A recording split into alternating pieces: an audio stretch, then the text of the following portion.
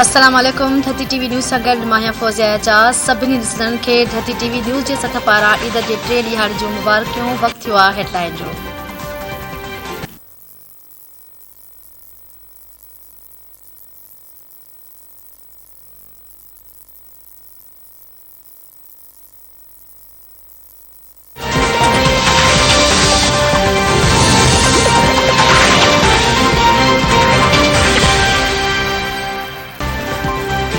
हुकूमत पारां परॾेही साज़िश जी जांच लाइ गैर जानिबदार इंक्वायरी कमीशन जोड़ण जो ऐलान। सुध समा वारी वफ़ाक़ी वज़ीर मरियम औरंगज़ेब जो चवणु आहे त इंक्वायरी कमीशन जी रिपोर्ट इमरान ख़ान खे वाइखो कंदी। इमरान ख़ान जलसा फराह गोगी खे बचाइण लाइ करे रहियो आहे।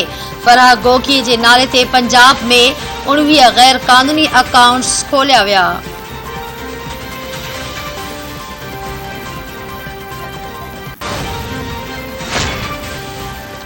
कोशिश रहंदी त पेट्रोल जा अघ साॻिया रहनि। पेट्रोलियम शयुनि ते सब्सिडी ॾियण जी बि कोशिश कबी। नाणे वारे वफ़ाक़ी वज़ीर मिफ्ताह इस्माइल जी प्रेस कॉन्फ्रेंस। संदसि चवणु आहे त माज़े जी हुकूमत मुल्क लाइ मुआशी मसला पैदा कया। रुगो हुकूमत हलाइण लाइ महीने जो ख़र्च 45 अरब रुपया घुर्जे। तंहिं करे मुल्क खे कर्ज़ वठणो पवे थो। पीटीआई अॻवान फवाद चौधरी चयो आहे त मुल्क में महांगाई जी शरह 3 सालनि जी बुलंदतरीन सतह ताईं पहुची वई आहे। यूटिलिटी स्टोर अमली तौर ते बंदि आहिनि। मुल्की मईशत बिना ड्राइवर जे हली रही आहे।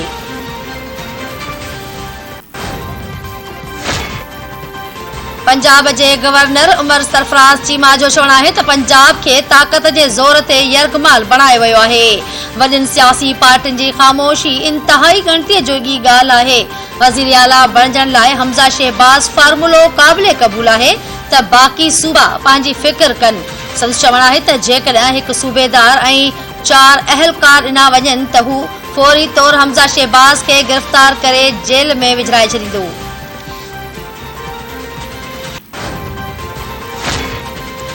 वॾे वज़ीर सैयद मुराद अली शाह जी सदारत हेठि सीड़पकारी जे हवाले सां इजलास। ख़ासि मामन चीफ सेक्रेटरी चेयरमैन PND वॾे वज़ीर जे स्पेशल सेक्रेटरी ऐं ॿियनि लाॻापियल अमलदारनि जी शिरकत। वॾे वज़ीर जो चवणु आहे त सिंध में सीड़पकारी जा जिते मौक़िया आहिनि उन्हनि खे हाईलाइट कयो वञे। कराची में कचिरे मां बिजली ठाहिण ऐं पाणी विरछ जे मनसूबनि में सीड़पकारी जी ज़रूरत आहे।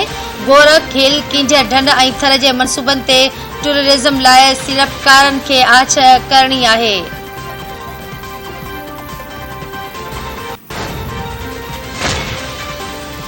सखर गुडू ऐं कोटड़ी बैराज में मजमूई तौर ते 40 सैकड़ो पाणी जी खोट। सखर बैराज जे कंट्रोल रूम इंचार्ज मौजूद पाणी जी खोट सबब टिन्ही बैराजनि जे कैनालनि खे पाणी जी फ़राहमी मुतासिर थी रही आहे।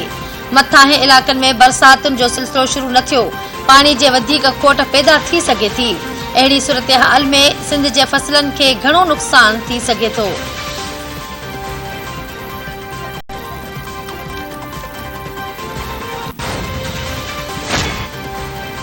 ऐं अमेरिका पारां कराची यूनिवर्सिटी में दहशतगर्द हमले जी मज़म्मत। अमेरिकी पढ़ी खाते जे तर्जुमान जो चवणु आहे त दहशतगर्दी किथे बि हुजे मज़म्मत जोॻो अमल आहे। ख़ासि करे तालीमी मर्कज़नि ऐं मज़हबी जॻहनि ते हमलनि जी सख़्त मज़म्मत कजे थी। अमेरिकी पढ़ी तर्जुमान नेड प्राइस चयो त पाकिस्तान ॿिनि तरफ़नि लाॻापनि जो क़दुरु करियूं था। पाकिस्तान सां गॾियल सहकार जारी रहंदो। अमेरिका मोदी सरकार पारां लॻायल मज़हबी पाबंदियुनि सां जो जाइज़ो पिणु वठी रही आहे।